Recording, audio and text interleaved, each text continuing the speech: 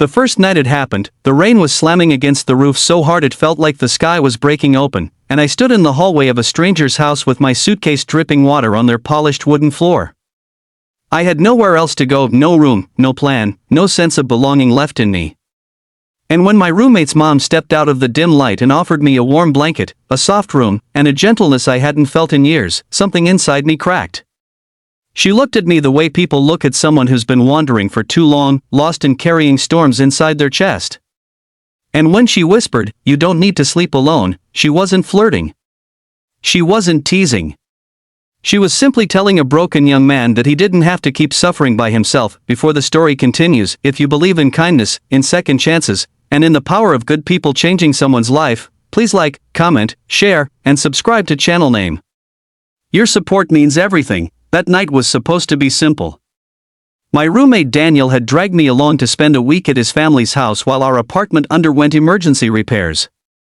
I didn't want to go. I'd lived my whole life pretending I didn't need anyone, pretending I was fine even as life chipped away pieces of me. Losing my job, getting kicked out of my own room after the burst pipe, watching friendships fade, it all left me feeling like I was sliding downhill with no grip left. Daniel tried to help, but he didn't understand. He came from one of those families that laughed loudly and hugged tightly, the kind that argued over board games and cooked enough food for an army every weekend. I came from silence, closed doors, and people who treated love like it was something you earned only if you were perfect. So when I stepped inside his home that night, soaked and exhausted, I felt like an intruder in a world I didn't deserve. His mom, Elena, saw that instantly. She wasn't young, but she had that kind of timeless beauty that came from warmth rather than appearance. Soft eyes, steady hands, a voice that sounded like reassurance. She offered me a towel before anyone else spoke. She guided me to the kitchen, poured me warm tea, and kept glancing at me as though she could sense the heaviness I carried. When she offered me the guest room, I tried to decline. The truth was, I didn't know how to accept kindness. I was more comfortable with distance, with being alone in dark rooms and swallowing my problems rather than speaking them, but she didn't let me refuse. She placed her hand gently on my shoulder and said it again, softer this time, "You don't need to sleep alone." And for a moment, I believed her, not in the literal sense, but in the deeply emotional one. For the first time in months, I didn't feel like a burden. I felt welcome. To the next morning, I woke up late, confused by how deeply I had slept. Sunlight poured through the curtains, warm and peaceful, nothing like the stress-filled mornings I was used to. I walked into the kitchen expecting awkward silence or pitying stares, but instead, I found Elena cooking breakfast, humming softly to herself, like she'd been waiting for me to join. There was something different about that home. It breathed with life. It felt safe. I hadn't felt safe in years. Throughout the week, Elena kept noticing the little things about me, things I thought no one ever saw. How I flinched when someone raised their voice, even if they were laughing. How I hesitated before taking food, always afraid to seem greedy.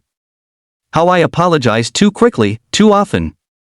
She didn't mention it directly, but she responded in small, careful ways, lowering her tone, telling me to serve myself first, reminding me that I didn't need to apologize for existing. One evening, while the others were out, I was sitting alone on the backyard steps watching the sunset blur into violet. The air smelled like jasmine and rain-soaked soil. I heard the sliding door open, and Elena stepped out with a blanket and placed it gently around my shoulders. "You always look like you're bracing for something," she said, sitting beside me. "Like you're waiting for the world to hurt you again." I swallowed the lump in my throat. She wasn't wrong. I guess I just got used to it. She nodded, not with pity, but with understanding. "You remind me of myself, years ago." There was a calmness in her words that softened something in me. She spoke about her past, not in detail, but enough for me to understand she had lived through storms of her own. She told me she learned that healing often begins when someone simply refuses to let you walk through darkness alone. When she placed her hand over mine, it wasn't romantic. It wasn't inappropriate. It was human. A motherly gesture filled with compassion, meant to steady someone who had forgotten how to stand without trembling. That night, when she said again, "You don't need to sleep alone," it meant something deeper. You don't have to face life alone. You don't have to carry everything by yourself.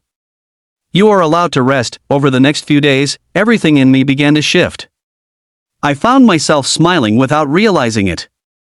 I found myself laughing, helping in the kitchen, sitting at the dinner table without shrinking into myself.